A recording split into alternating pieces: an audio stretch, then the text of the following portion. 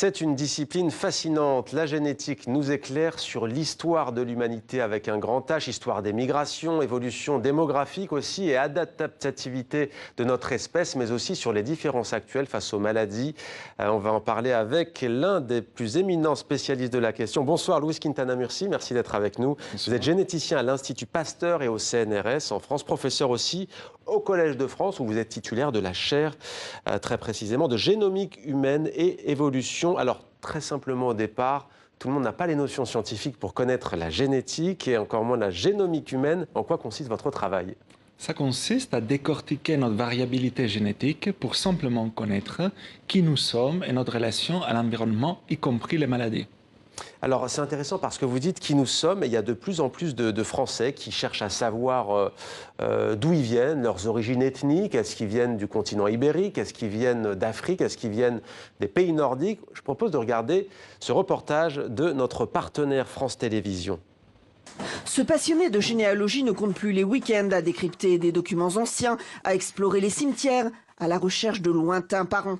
Après avoir identifié près de 25 000 ancêtres, il s'est tourné vers la génétique. Ça ouvre des horizons, et puis on a tous un imaginaire, on se dit on a tous des ancêtres peut-être connus ou qui ont croisé des gens connus. Et je suis remonté à peu près au XVIIe, au XVIe siècle, parfois fin XVe.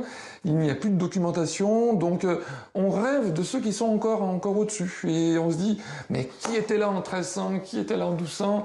Et mon nom de famille, d'où il vient encore plus haut, plus haut, plus haut. Pour remonter l'histoire, ce passionné a déjà fait 3 tests afin de comparer son profil avec 700 000 autres. Ceux d'une banque mondiale qui répertorie le patrimoine génétique des différentes populations du monde. Il a dépensé en tout 700 € pour aboutir à une surprise. Je suis à 96% ouest européen, ça n'a pas été une surprise. En revanche, le test révèle qu'il y a 6% d'Europe du Sud, donc probablement de l'Italie ou de la Grèce ou des Balkans. Mais la grosse surprise, c'était qu'il y a quand même 2% de ma génétique qui vient donc du côté de l'Iran et de la péninsule arabique. Tester son ADN, une pratique particulièrement prisée outre-Atlantique. Certains affichent même leurs multiples origines avec fierté sur Internet, comme cette jeune Colombienne. Luis Quintana Murci, vous qui êtes généticien, que vous inspire cette pratique? Il me paraît de la science loisir plutôt. C'est juste savoir ses origines. On peut avoir des origines culturelles qui pas nécessairement coïncident avec nos origines génétiques. Et il y a des gens qui sont curieux pour savoir quels sont ses ancêtres génétiques. Mais ça nous prouve bien qu'il y a eu dans l'histoire de Sapiens une migration permanente au fond. Bien sûr, mais en plus, si on va loin, loin, loin, on arrive en Afrique. N'oublions pas que nous sommes, vous et moi, les descendants des premiers migrants qui ont quitté l'Afrique il y a environ 60 000 ans. Ouais. Alors justement, vous êtes l'un des scientifiques qui, par rapport à cette date d'à peu près 60 000 ans, l'un des premiers, voire le premier même, à soutenir l'hypothèse d'une sortie côtière de l'homme moderne d'Afrique. Est-ce que vous pouvez développer cet aspect? Bien sûr, à l'époque, il y a déjà 20 ans, quand j'étais en Italie, même si je ne suis pas italien, mais j'ai étudié en Italie. Plutôt côté espagnol. Exactement. Donc on avait vu, en comparant des gens actuels, des populations de l'Éthiopie et l'Est de l'Afrique, avec des gens aussi bien du Moyen-Orient que de l'Arabie du Sud, de l'Arabie saoudite, on avait montré que l'homme aurait quitté l'Afrique par une sortie côtière le long des côtes de l'Asie du Sud pour très rapidement coloniser l'Australie. Ouais. Mais ce qui est fascinant, c'est en quoi la génétique, l'étude même de la génétique, donc de la fameuse hélice ADN, on imagine des séquences aussi, des acides aminés, vous permet-elle de déduire tout cela? C'est toute une question de comparaison entre individus et populations. Plus deux populations ou deux individus sont proches génétiquement, ça fait moins longtemps que leurs ancêtres se sont séparés. Et si vous multipliez ça pour toutes les populations du monde, vous pouvez reconstruire l'histoire de notre espèce. Et parmi ces populations du monde que vous avez étudiées, il y a l'Afrique subsaharienne. Vous avez notamment étudié les langues de la famille Niger-Congo.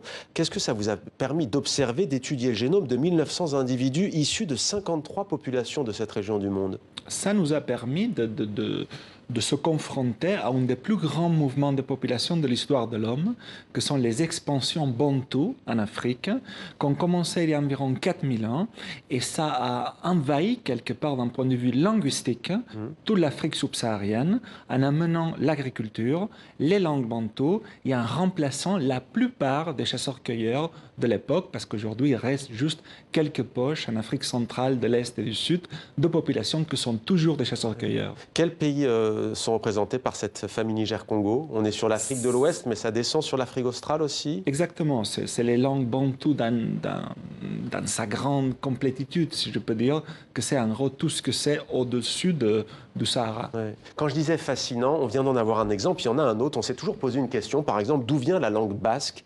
Est-ce que c'est une langue indo-européenne? Est-ce qu'on on a eu du mal à le savoir? Et il y a pourtant eu des études, et les linguistes ont du mal à trouver. Pour découvrir l'origine des populations qui parlent encore cette langue, il faut aller sonder l'ADN. On a envie de vous dire quel rapport quasiment? Parce que la langue vient souvent avec les gènes. Quelque part, pendant toute notre histoire, il y a eu une tendance à se métisser, plutôt à s'accoupler avec des gens qui parlaient votre langue.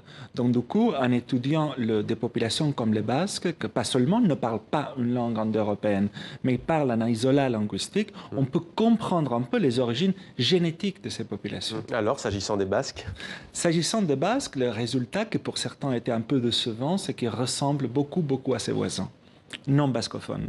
Et il existe ce qu'on appelle des isolats génétiques en Europe. Vous prenez deux cas bien identifiés, les Finlandais et les Sardes, donc la Finlande actuelle et la Sardaigne. C'est quoi un isolat? Un isolat, c'est une population que pour une raison ou l'autre, une épidémie, un isolement géographique ou autre, est un peu plus différent génétiquement que le reste des populations. Concrètement, si on prend la Sardaigne, ça veut dire qu'il n'y a pas de loi. On dit parfois les cousins des Corses, des Siciliens. Bien sûr, mais la Sardaigne serait, les Sardes d'aujourd'hui, serait une population qui est celle qui représente le mieux l'arrivée de l'agriculture en Europe, il y a environ 10 000 ans, avec les langues indo-européennes. Alors il y a quelque chose de fascinant dans votre discipline aussi, c'est que les études génétiques s'intéressent surtout aux Européens et aux Nord-Américains, blancs d'ascendance européenne, et qu'elles négligent les Africains, les Asiatiques, les Africains noirs, et non pas le Maghreb. Comment est-ce que vous expliquez cette situation ? C'est une question politique. 16%, les Européens ne représentent que 16% des habitants de la planète, tandis que dans les études génétiques, sont représentés à 78%. En gros, c'est un peu de l'égoïsme scientifique, mais un peu bête, parce que finalement, les Européens payent en grande partie ces études, donc ils veulent s'étudier qu'à eux, sans comprendre qu'il faut étudier la diversité génétique dans son entièreté, si je peux dire. Pour autant, vous le dites vous-même, il n'y a pas d'impact. Bien sûr. La génétique n'en pâtit pas, mais elle y gagnerait. Ce serait une richesse d'élargir. Évidemment. Pourquoi ?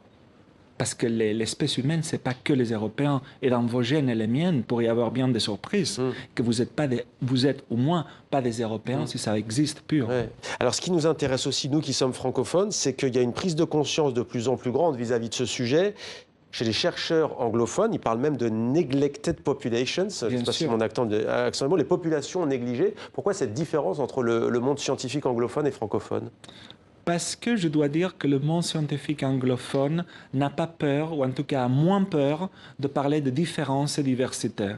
Et le monde scientifique francophone, en général, il est encore un peu héritier d'un certain jacobinisme. On est tous égaux. Évidemment qu'on est tous égaux face à la loi et au droit. Mais vous et moi, les deux apparemment européens, on est déjà différents. Alors, merci beaucoup d'avoir répondu à une question. Pour terminer, peut-être les cours. Quand est-ce qu'on peut venir vous voir au Collège de France? On rappelle que c'est gratuit, entrée libre, qu'il faut arriver à l'heure. Je prononce ma conférence inaugurale ce jeudi et mes cours commencent le 28 février. Donc après-demain, à quelle heure au Collège de France? 18h au Collège de France. Venez nombreux. Comme 64 minutes, Le Monde en français. Merci à vous d'avoir répondu.